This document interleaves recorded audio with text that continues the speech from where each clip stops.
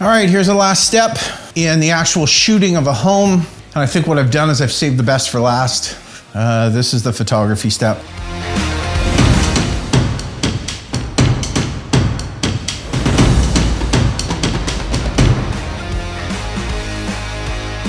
This is the step that is the most important. We can talk about drones, we can talk about drone certification and all the fanciness, and must be a pain in the butt with regards to getting your drone licensing and blah, blah, blah, blah, blah. But at the end of the day, the thing that matters the most is how well a home looks when you're taking pictures of the home inside. It's the most important step. A lot of people think, you know what, we'll just 640. We'll just use your cell phone and that's it, because it doesn't really matter. And you know what? It's an online world these days, isn't it? People are visual. They like to look at a home. They like to look at pictures. They like to see what's going on before they see the home. It's such an important step. So here's the steps that I go through. The first thing you'll notice is I shoot with a tripod, and I'll explain to you why I shoot with a tripod in a second, or else it'll become really obvious. So what I've done with my camera is I've put it into manual mode. Of course, I put it in manual mode. And then what I do is I set up a couple things on my camera, and I'm going to show you that right away, because what it is that I do is I shoot everything in auto exposure bracketing. So I shoot 3 levels of exposure, and then I stitch them together later. And that's a really, really important and most of the time overlooked step, and the most important thing that I could ever talk to you about with regards to proper real estate photography is taking high dynamic range images. Anybody that doesn't take high dynamic range images, Jesus, they sure should be. And if they don't know how to do it, maybe they should learn, right? Basically, high dynamic range images allow you to see throughout the window. This is important to understand. Our eyes have basically an unlimited dynamic range with regards to seeing dark to seeing light. And I'm talking about dark to when your head's underneath a blanket, you can't see anything, right? It's totally dark. Or when it's so bright, like looking into an LED light. Camera's dynamic range is considerably less than that. You can only shoot so much dynamic range at a time. Well, what would happen is, if you just shot inside a home, when you look outside, and you'll notice this now if you haven't noticed it really before, or why that is, when you shoot outside a window, there's just like a white glow that you're seeing outside a window. It's because the camera's exposed for inside, not for outside. But what would happen if you could take 3 levels of exposure, then stitch them together? Then you can actually see the view outside. And that's the essence of high dynamic range images. And that's how I shoot all of my real estate photography. Everything is in high dynamic range.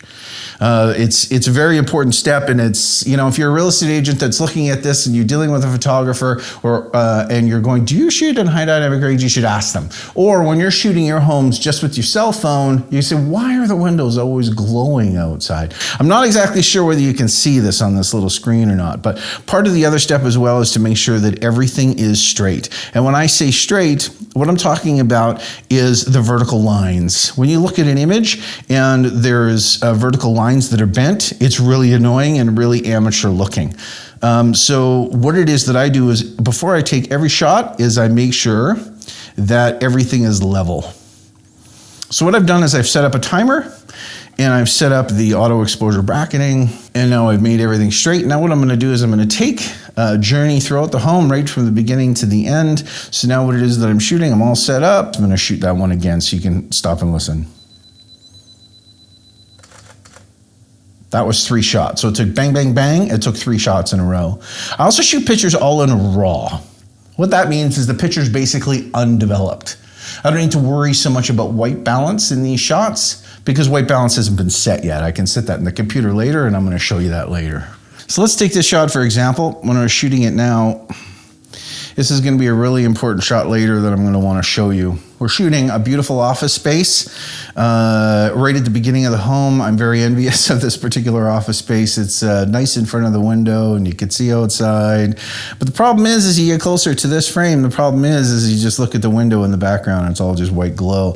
I'm not sure what you're seeing with the screen now, whether it looks like a white glow, but when you go into the camera, it's just a big white glow in the background. So I've set this up for auto exposure bracketing, so we're gonna take a series of 3 shots, and what I'm gonna do is use this picture picture as an example very much later and show you the importance of high dynamic range so that you can see the beautiful trees outside and the nice scenery outside. It would be awful. That picture would be awful otherwise. If you just shot it with the cell phone, that particular picture would just be awful. Wouldn't do anything for the home. So this is the last step, and this is the last episode in actually shooting this home. So I'm going to get all of this done.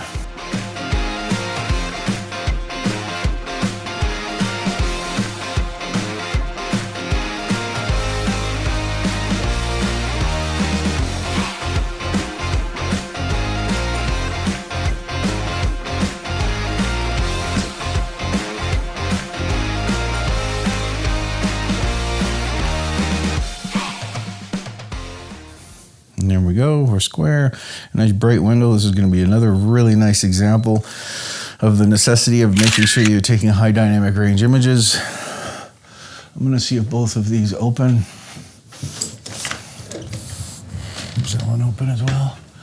No, that one doesn't open as well. I'm going to take one open and one closed. Another very, very specific example of the importance of taking high dynamic range images in a home. This is going to be a great shot to show you later. There we go. Nice patio outside. So we showed that.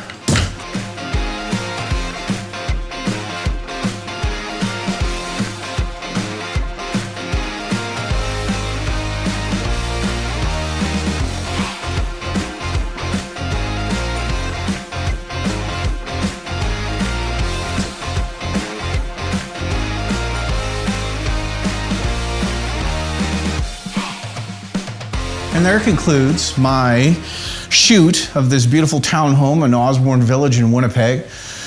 Everything is going to be post-production now with regards to editing the pictures and editing the video, which is the steps that I'm going to take you through as well. I hope you enjoyed this one, the actual pictures, the actual photography of a home, and I'm going to show you the importance of taking a high dynamic range images of this home. Once again, my name's Mike. I'm with Wornstar Media. Thanks so much for watching. If you're interested in seeing any of the other episodes of this real estate video and photography shoot series that I'm putting together, just check in the description of this video. Thanks so much for watching.